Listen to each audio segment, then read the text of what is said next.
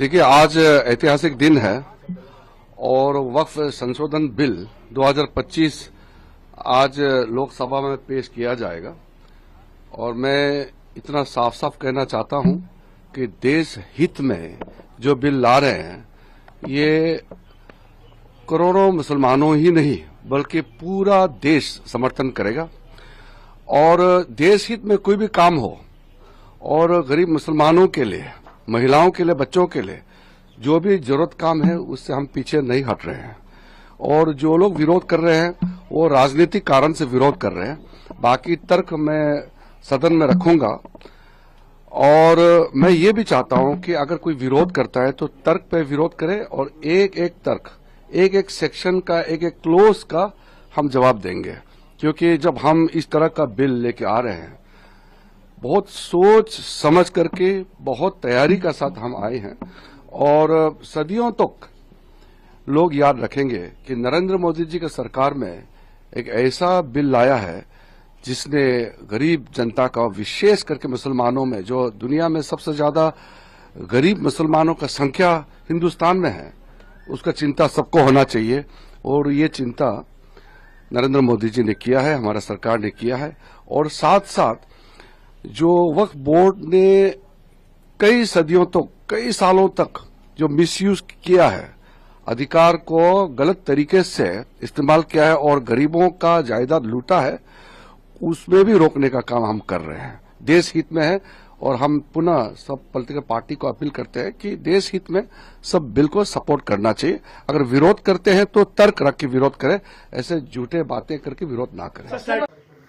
नमस्कार दोस्तों, good morning.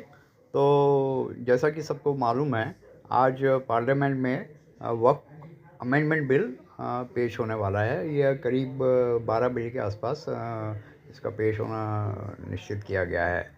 दोनों तरफ के पार्टियां तैयार हैं।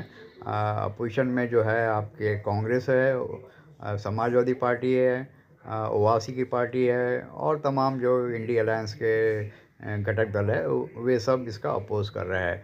वहीं गवर्नमेंट पूरे मजबूती के साथ खड़ी है। जेडीयू और टीडीपी, जिसका कि डर था थोड़ा सा, उन लोगों ने भी इसके सपोर्ट में वोट डालने की बात कही है।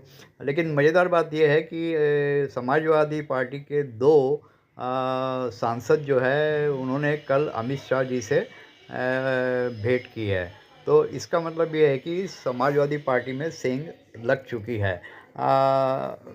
देखिए, अमित शाह जी जब काम करते हैं तो पूरे फुल प्रूफ और तरीके से काम करते हैं। वे उसमें कई गुंजाइश नहीं छोड़ते कि वे काम करें और वो फेल हो।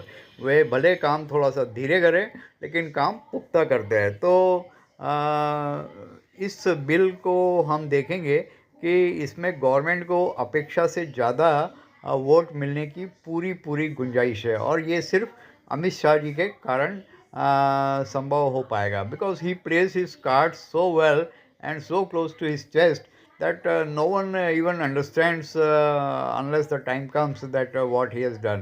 तो पूरी उम्मीद है कि यह बिल आज या कल जो है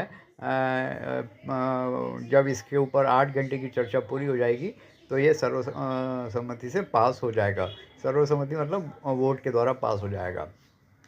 लेकिन जो सबसे दुख करने वाली बात यह है कि इस बिल को के मामले में जिस हिसाब से मिस इन्फॉर्मेशन और डिस इन्फॉर्मेशन का कैंपेन चलाया गया है, वह आई थिंक एक सोचने वाला विषय है।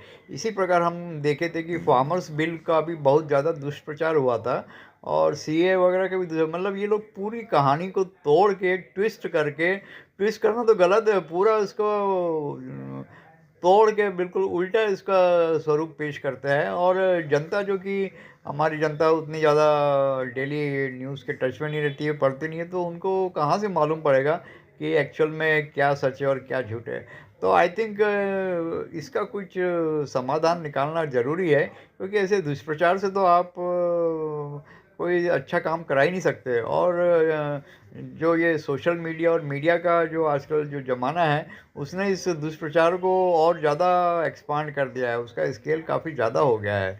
तो यह एक गंभीर विषय है और जो पार्टियाँ ओवैसी वगैरह जो इसको कह रहे हैं कि मस्जिदें छीन ली जाएगी या कब्रिस्तान छीन लिए जाएंगे, ये बहुत ही घृणित और निंदनीय टाइप का स्टेटमेंट्स है और there should be some action on this people for giving false narratives and creating false narratives. तो मेरे ख्याल से हम लोगों को आगे चलकर ये सोचना पड़ेगा कि झूठ के दुष्प्रचार पर कैसे लगाम लगाई जाए।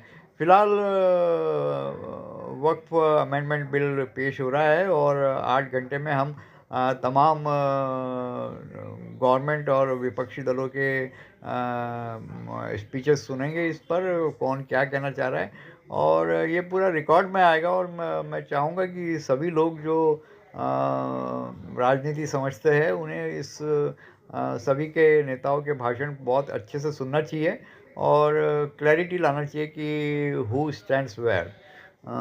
That's all for this post. Thank you very much.